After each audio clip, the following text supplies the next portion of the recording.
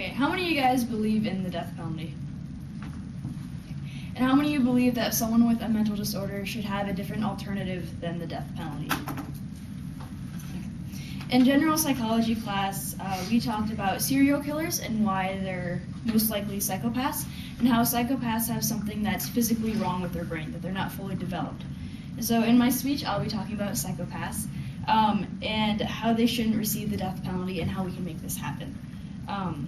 My name is my name is also Lindsey Yoder.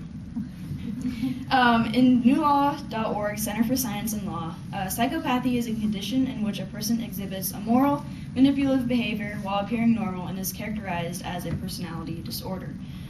In this disorder, the amygdala is impaired, which means that they cannot reproduce, like this is the part that reproduces the emotions.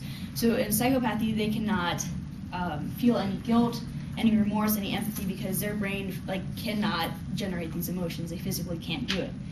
And so an example of this is Tommy Lee Sells, who is a serial killer. In an interview, he also received the death penalty with lethal injections after being connected with 22 murders. In an interview with ABC, he asked what he was thinking and feeling whenever he was killing.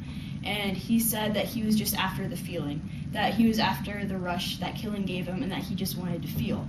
And in this interview, he also said that he doesn't know what love is, that he's out there just trying to get love, and that by killing, this is the only way that he can feel emotions, so this is what he's after.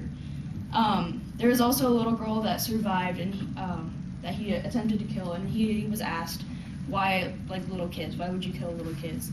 And he responded with that he believed he was actually helping these little kids, that he was molested as a child, and he believed that by killing these kids, he would stop them from going through the harm that he went through. Brian Dugan is also guilty of rape and murder. In the article, Intro to Psychopath's Brain Sensing Debate, he claimed that he could sometimes feel empathy, but whenever this emotion would shut off, as it would, that he would go out and start killing people because it freaked him out and he just wanted to feel emotions again, that he couldn't really think about what he was doing. He couldn't access emotions because his brain was physically different than us who don't have this mental disorder. I believe that judges should use MRI or CAT scans to evaluate brains before making a decision if a person should receive the death penalty or not. In the ultimate enigma, punishment for psychopaths, Robert Hare, who is a psychologist who's been studying psychopaths for all of his life, came up with a 40-point test to diagnose psychopaths. And if you're 30 or higher, you're a psychopath, and the regular inmate is a 22, but psychopaths are usually 30 or higher. And he goes on to say that most judges look for IQ. They look for if the person can, know what they're doing, if they're smart enough to know what they're doing, but they don't look at emotional IQ to see if they can actually regulate what the person is thinking, like what they are feeling inside. And so he believes that scanning needs to be done to see if the person can actually think about what they're doing, because they're just going after what they can't feel. And an experiment was experiment was done on psychopaths and non-psychopaths to kind of show how they think about things. They were given emotional and non-emotional words. It would range from death to Holocaust to lamp to killing. And the non-psychopaths, their enigma would activate whenever words such as Holocaust and killing would come up. Whereas a psychopath, lamp and killing would have the exact same emotional appeal to them, that they couldn't distinguish the difference between them.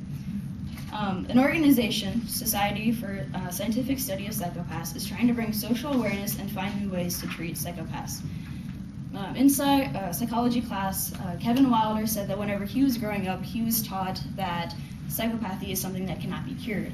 However, scientists have shown over the last few years that people who have been given jail time rather than the death penalty, their brains have been continuing to develop, and therefore they have developed the enigma, and then they can feel empathy again. And that if they're in jail rather than the death penalty, that their brains develop and then that they feel emotions, that they shouldn't be given the death penalty and that they should be given the choice and the opportunity to develop these emotions.